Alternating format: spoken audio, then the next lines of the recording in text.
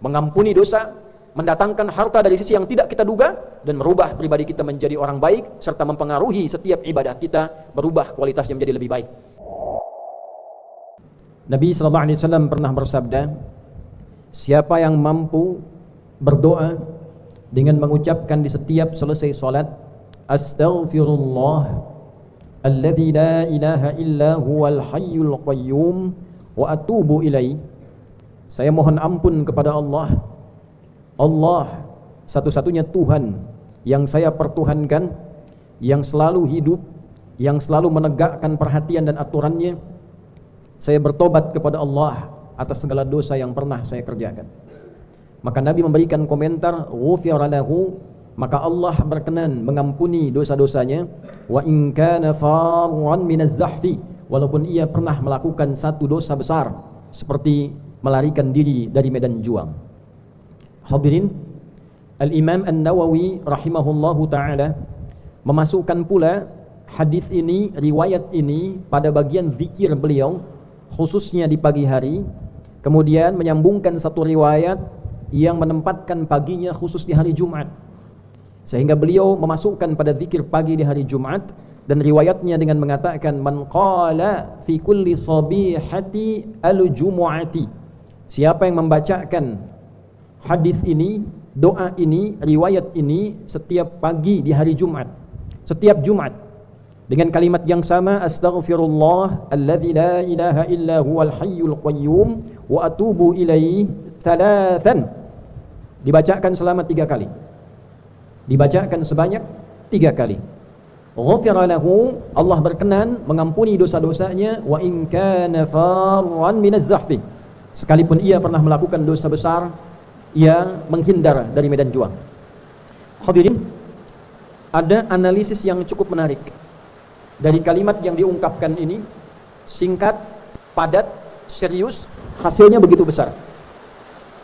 Kalimat ini bukan sekedar doa yang saat dimunculkan seakan-akan seseorang bebas melakukan kesalahan, mudah melakukan dosa bahkan yang besar, lalu tinggal mengucapkan kalimat ini dan selesai. Ada pemahaman dalam setiap teks hadis yang disampaikan, ada pengertian dari setiap apa yang diajarkan oleh Nabi SAW, dan di titik itulah kita membutuhkan sanad untuk mengetahui itu semuanya. Kalimat astaghfirullah yang diucapkan setelah selesai sholat ataupun juga setiap Jumat di akhir pekan memberikan kesan korektif dan evaluatif kepada setiap kita selaku hamba Allah Subhanahu wa ta'ala.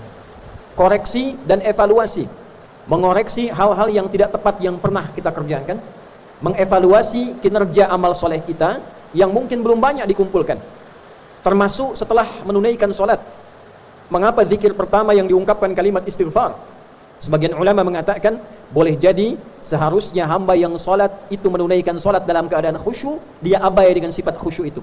Ada yang baru takbir sudah ingat dengan pekerjaan, ada yang baru takbir sudah ingat dengan WA, ada yang baru takbir teringat dengan utang, ada yang baru takbir teringat dengan jalinan pertemanan. Dari mulai takbir sampai dengan salam ditutup yang terakhir, barangkali di bawah standar kekhusyuan, di bawah 50%, dia bisa fokus beribadah pada Allah Subhanahu wa ta'ala.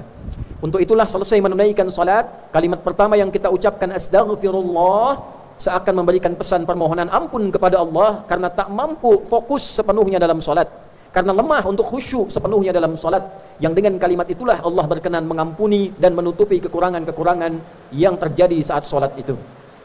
Pun demikian, antara solat satu ke solat yang lainnya, diucapkan astaghfirullah bukan sekedar diungkapkan di lisan, tapi sekaligus mengingat dalam fikiran, meresapkan dalam hati, apa kesalahan yang pernah diperbuat itu, dosa apa yang pernah dikerjakan itu, dari ujung kepala sampai ujung kaki, mata yang salah melihat, telinga yang salah mendengar, lisan yang salah bicara, sampai dengan kaki yang keliru dalam melangkah. Maka kalimat astaghfirullah mengoreksi semua bagian perilaku yang salah itu, mengevaluasi perilaku yang tidak tepat itu, dan merubah semua yang keliru, yang salah itu ke jalan yang saleh. Itu hakikatnya. Untuk itulah kemudian dilakukan langkah evaluasi harian, lalu bertemu pada Jumat ada evaluasi pekanan. Diucapkan dalam setiap Jumat untuk mengevaluasi dalam sepekan. Apa kekurangan yang dilakukan, kesalahan yang dikerjakan, perbuatan negatif yang sudah terlanjur keluar, maka dievaluasi dalam sepekan, berupaya untuk memperbaiki itu dan meningkatkan takwa kepada Allah Subhanahu wa taala. Itulah sebabnya di antaranya ketika Nabi sallallahu alaihi mengatakan, Nabi sallallahu alaihi wasallam pernah menyampaikan, "As-salawatu ila as-salawat wal jumu'atu ila al-jumu'ah wa Ramadan ila Ramadan kafaratun lima bainahunna." Salat satu ke salat yang lainnya, Jumat ke Jumat, Ramadan ke Ramadan akan otomatis menjadi kafarat dari dosa-dosa kecil yang pernah terjadi di antaranya. Dengan mengerjakan salat benar, ikhlas, dosa-dosa kecil digugurkan. Dengan istighfar mengevaluasi diri, ditambahkan setelah selesai salat, pagi-pagi dalam Jumat, kita istighfar sampai dengan disebutkan 3 kali sampai sadar. Bukan hanya 3 kalinya, sampai punya kesadaran bahwa itu salah. Sampai punya kesadaran bahwa itu keliru. Sampai punya kesadaran untuk memperbaiki kesalahan-kesalahan itu. Saat itulah kita mengatakan, Alladzi la ilaha illa huwal hayyul qayyum. Sampai kita mampu menetapkan ada Allah yang mengawasi kita. Ada Allah yang kita tuhankan. Ada Allah yang selalu hayyun la yamut. Selalu tegak, selalu hidup mengawasi kita semua. Qayyum. Tidak pernah abai dan lalai dalam mengawasi kita. Sampai kita punya rasa itu. Merasa diawasi Allah, merasa dipantau Allah, sehingga dengan dipantau itu kita tidak bicara sembarangan. Takut kalau bicara sedang dipantau salah. Takut kalau mendengar yang salah ketika sedang dipantau. Wa atubu ilaihi, dan di ujungnya kita kemudian berkomitmen, bertekad bahwa kita ingin berubah jadi orang baik. Kita bertobat pada Allah Subhanahu wa taala dan berjanji di hadapan Allah tidak akan mengulang itu kembali. Maka siapapun yang mampu melakukan ini, pantas bila Allah ampuni dosanya.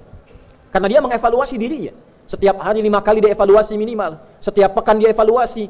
Dia berjanji menjadi pribadi yang baik. Dia mengoreksi kesalahannya. Pantas Nabi mengatakan, kalau ada orang yang melakukan itu, bekerja dengan benar, dan mempertahankan itu sampai dia wafat, maka Allah Subhanahu wa taala berkenan menganugerahkan kebaikan-kebaikan dalam hidupnya di dunia, di alam kuburnya terjaga, dan dimuliakan saat kembali pada Allah Subhanahu wa taala dalam kebaikan. Untuk itulah Al-Quran menampilkan waktu-waktu tertentu untuk berzikir istighfar ini. Ada yang menjelang subuh, disebut dengan sahar, jamaknya ashar. Di Al-Quran surah ke-51, di ayat ke-18 Allah menyampaikan, wabil ashari hum yastaghfirun. Ada orang-orang yang punya zikir khusus, orang-orang calon penghuni taman surga. Setiap kali akan datang subuh setelah tahajud, dia beristighfar kepada Allah Subhanahu wa taala. Astaghfirullah, astaghfirullah, astaghfirullah. Dan di antara zikir yang disebutkan pengampunan dosa tadi, astaghfirullah alladzi la ilaha illa huwal hayyul qayyum wa atubu ilaih. Dia sebutkan sampai 3 kali hingga terasa pada jiwanya. Orang-orang yang mampu mengamalkan itu diisyaratkan dalam surah Ali Imran, setara dengan orang-orang yang berinfak, setara dengan orang-orang yang sabar, setara dengan orang-orang yang berbuat baik. As-sabirina was-sadiqina wal-qanitina wal-mufiqina wal-mustaghfirina bil ashar, wal-mustaghfirina bil ashar. Orang-orang yang rajin istighfar, rajin mengevaluasi diri, rajin memohon ampunan menjelang fajar, maka Allah setarakan seperti halnya orang-orang yang infak, orang-orang yang sabar, orang-orang yang khusyuk, dan orang-orang yang senantiasa dekat dengan Allah Subhanahu wa taala. Ada lagi yang memahami bahwa amalan-amalan itu menghadirkan kemuliaan-kemuliaan. Rajin istighfar juga berpotensi menambah kepercayaan Allah untuk memberikan titipan harta kepada kita. Ditemukan keterangan itu di Quran surat Nuh misalnya. Di ayat ke-10 itu dengan kalimat istighfar. Faqultu astaghfiru rabbakum innahu kana ghaffara yursilis samaa'a 'alaikum midrara wa yumdidkum bi amwal. Aku katakan, kata Nabi Nuh alaihissalam pada umatku, ayo istighfar kepada Rabbmu. Sungguh Allah itu maha menerima istighfar, maha menerima taubat, maha mengampuni dosa sebesar apapun. Kalau itu sudah diberikan, maka anugerah diturunkan. Air hujan dibuka. Hujannya bukan musibah dalam arti yang buruk. Hujannya turun dengan rahmat. Hujannya kebaikan. Hujannya menghilangkan, meringankan panas, menghilangkan penat, menghilangkan debu-debu yang menghadang. Wa yumdibkum bi amwal. Setelah itu Allah tambahkan harta benda supaya kita bisa ibadah dengan harta itu. Itulah sebabnya kenapa di Ali Imran disetarakan dengan munfiqin. Ketika hartanya datang, maka orang rajin istighfar, gemar berinfak. Bukan sekedar tambah harta, tambah mewah, tambah foya-foya, tidak. Pelaku istighfar, ahli istighfar, ketika dititipkan harta, dia gemar berinfak. Istighfar pengaruh kepada kekhusyuan. Wal qanitin. Qanitun itu adalah sifat bagi orang-orang yang khusyuk dalam salat di antaranya. Al-Baqarah ayat 238. Hafizu 'alas salawati was salatil wusta wa qumu lillahi qanitin. Orang-orang yang istighfarnya bagus akan berdampak pada salatnya pun bagus. Salatnya baik. Bila salatnya sudah baik, doanya terkabul. Bila salatnya sudah baik, pribadinya jadi baik. Maka istighfar ini agung nilainya. Mengampuni dosa, mendatangkan harta dari sisi yang tidak kita duga, dan merubah pribadi kita menjadi orang baik, serta mempengaruhi setiap ibadah kita berubah kualitasnya menjadi lebih baik. Itu diantara riwayat, walaupun singkat, padat, tapi bermanfaat, dan dengan iman kita bisa mendapatkan itu. Berzikirlah dengan menggunakan iman, terimalah riwayat ini dengan menggunakan iman, lakukan dengan menggunakan iman, dan dengan iman itulah kemudian kita dihisab, dan dengan iman itulah kita hidup, dan dengan iman itulah kita dimuliakan oleh Allah Subhanahu wa taala di dunia dan di akhirat. Semoga khutbah yang singkat ini bisa menjadi pedoman berkehidupan yang padat untuk kita dan menggugah kita untuk berevaluasi diri. Sungguh pada akhirnya seluruh aktivitas kita di dunia ini akan berakhir, selesai. Tapi yang belum selesai adalah pertanggungjawaban amalan kita. Apakah dinilai saleh ataukah dinilai salah? Jika sampai Jumat ini kita merasa masih banyak amal salah yang kita koleksi, sedikit amal soleh yang kita kumpulkan, dan kita berharap rahmat Allah, setidaknya manfaatkanlah Jumat ini untuk berintrospeksi, mengevaluasi diri, setidaknya menggunakan kalimat istighfar yang tadi diajarkan oleh Nabi SAW. Semoga dengan itu mengantarkan kita pada lembaran hidup yang lebih baik dan juga menyampaikan kita pada akhir kehidupan husnul khatimah.